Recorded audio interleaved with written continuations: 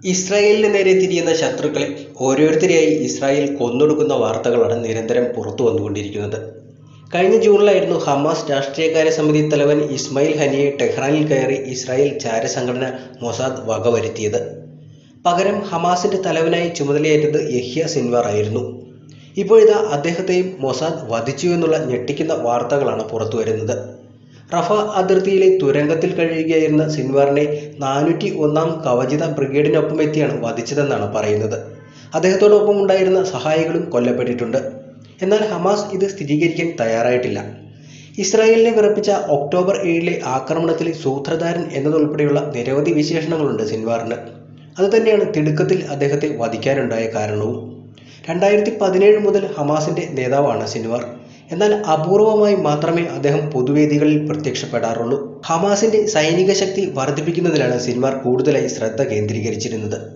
1962-ലാണ് Yahya Sinwar ജനിച്ചത്. ഈജിപ്തിന്റെ നിയന്ത്രണത്തിലായിരുന്ന ഖാൻ യൂനിസിലെ അഭയാർത്ഥി ക്യാമ്പിലായിരുന്നു അദ്ദേഹം പിറന്നു വീണത്. 1948-ലെ അറബ് ഇസ്രായേൽ യുദ്ധത്തിൽ അൽ മജ്ദൽ അൽ ഖസാനിൽ നിന്ന് പലായനം ചെയ്ത് ഗാസയിൽ അഭയം തേടിയതായിരുന്നു സിൻവാറിന്റെ കുടുംബം. ക്യാമ്പുകളിലെ ജനങ്ങൾക്കെതിരെ അധിനിവേശ ഭരണകൂടം നടത്തുന്ന അതിക്രമങ്ങൾ നേരിട്ട് കണ്ടും അനുഭവിച്ചും സിൻവാർ വളർന്നു വരികയായിരുന്നു. Khan Younis secondary school for ബോയ്സിൽ നിന്ന് ഹൈസ്കൂൾ വിദ്യാഭ്യാസം പൂർത്തിയാക്കിയ യഹ്യ സിൻവാർ ഗസയിലെ ഇസ്ലാമിക് യൂണിവേഴ്സിറ്റിയിൽ നിന്ന് അറബിക് പഠനത്തിൽ ബിരുദവും നേടിയിട്ടുണ്ട്. പഠനകാലത്ത് പലസ്തീനിലെ മുസ്ലിം ബ്രദർഹുഡിന്റെ വിദ്യാർത്ഥി പ്രസ്ഥാനത്തിൽ സജീവമായി പ്രവർത്തിച്ചിരുന്നു. ഗസയിലെ ഇസ്ലാമിക് യൂണിവേഴ്സിറ്റിയിൽ അധിനിവേശ വിരുദ്ധ പ്രവർത്തനങ്ങളിൽ ഏർപ്പെട്ടുവെന്നാരോപിച്ച് 1980-കളിൽ ഇസ്രായേൽ സിൻവാറിനെ നിരന്തരം അറസ്റ്റ് ചെയ്തിരുന്നു. 1982-ലായിരുന്നു ആദ്യ അറസ്റ്റ്. മാസങ്ങളോളം റഫ ജയിലിൽ കഴിയുകയും ഉണ്ടായിട്ടുണ്ട്. അവിടെ വെച്ച് പ്രമുഖ പലസ്തീനി നേതാക്കളെ കണ്ടുമുട്ടാനും ഇടയായി. 1985-ൽ വീണ്ടും അറസ്റ്റ് ചെയ്യപ്പെട്ടു.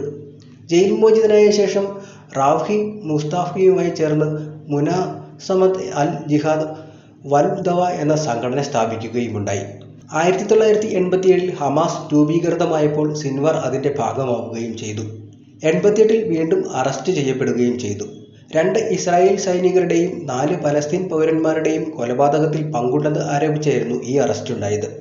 ഈ സംഭവത്തിൽ 4 ജീവപര്യന്തം തടവുകൾക്ക് ശിക്ഷിക്കപ്പെടുകയും ചെയ്തിട്ടുണ്ട്. പലതവണ ജയിലിൽ നിന്ന് രക്ഷപ്പെടാൻ ശ്രമിച്ചെങ്കിലും അതെല്ലാം പരാജയപ്പെടുകയും ചെയ്തു. 2008-ൽ ജയിൽ ശിക്ഷ അനുഭവിച്ചു കൊണ്ടിരിക്കെ തലച്ചോറിലെ ട്യൂമർ നീക്കം ചെയ്യാൻ ശസ്ത്രക്രിയയ്ക്കും വിധേയനായിട്ടുണ്ട്. 23 വർഷം ഇസ്രായേൽ ജയിലിൽ കിടന്ന അദ്ദേഹം ഹീബ്രു പഠിക്കുകയും ഇസ്രായേൽ കാര്യങ്ങളിലും ആഭ്യന്തര രാഷ്ട്രീയത്തിലും അവഗാഹം നേടുകയും ചെയ്തിട്ടുണ്ട്. 2011-ൽ ഹമാസ് പിടികൂടിയ ഇസ്രായേൽ സൈനികൻ ഗിലാദ് ഷാലിത്തിനെ മോചിപ്പിച്ച തടവുകാരുടെ കൈമാറ്റ ഇടപാടിന്റെ ഭാഗമായി അദ്ദേഹം മോചിതനാവുകയും ചെയ്തു. മോചിതനായ ശേഷം സിൻവാർ ഹമാസിന്റെ മുൻനിര നേതാവായി വളർന്നു വരികയായിരുന്നു. 2012-ൽ ഹമാസിന്റെ പൊളിറ്റിക്കൽ ബ്യൂറോയിലേക്കാണ് തിരഞ്ഞെടുക്കപ്പെട്ടത്. 2015-ൽ അമേരിക്ക സിൻവാറിനെ ആഗോള ഭീകരനായി മുദ്രകുത്തുകയും ചെയ്തിട്ടുണ്ട്.